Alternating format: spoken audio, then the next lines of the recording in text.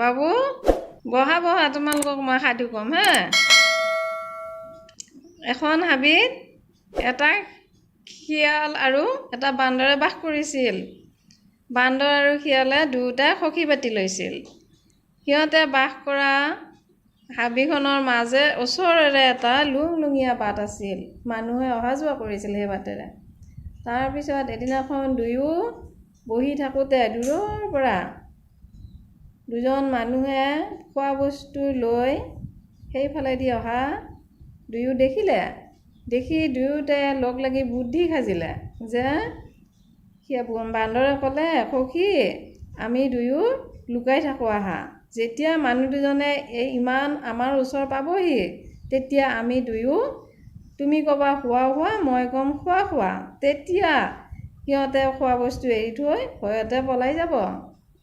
তেতিয়া আমি দুয়ো খোৱা বস্তুখিনি খাব পাৰিম।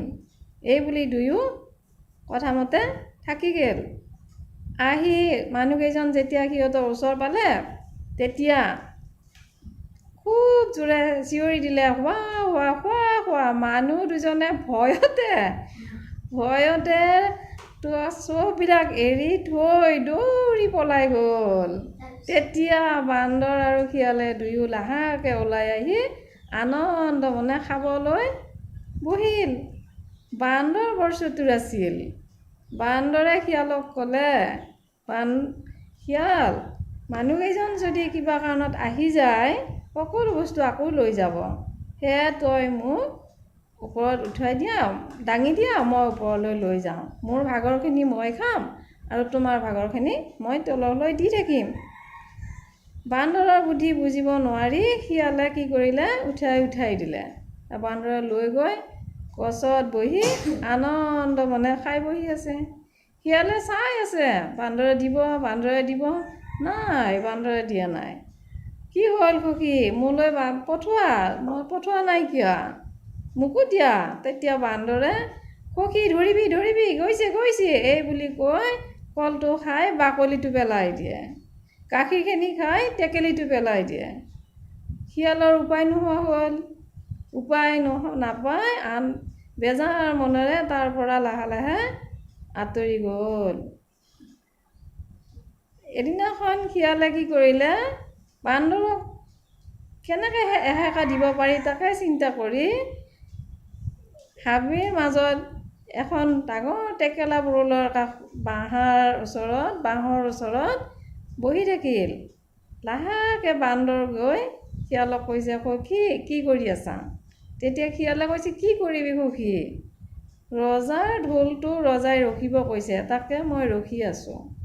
তেতিয়া বান্দৰে শিয়ালক কৈছে, সখী এবাৰ মোক মাৰি চাব দিবানে? তেতিয়া শিয়ালে কৈছে, নাই নোৱাৰোঁ, ৰজাই গম পালে মোক বেয়া পাব। তেতিয়া বান্দৰে কৈছে, সখী এবাৰ কিবাকৈ মাৰোঁ দিয়া। শিয়ালে কৈছে, নাই নোৱাৰিবা। নাই বাৰে বান্দৰে কৈ আছে, এবাৰ দিয়া সখী, এবাৰ দিয়া।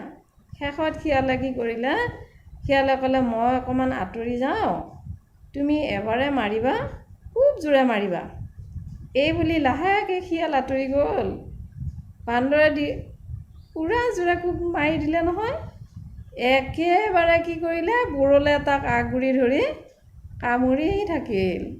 তেতিয়া বৰলৰ কামোৰ খাই সখী শিয়ালক মাতিছে, সখী মোক বচা, কামুৰি শেষ কৰিলে মোক।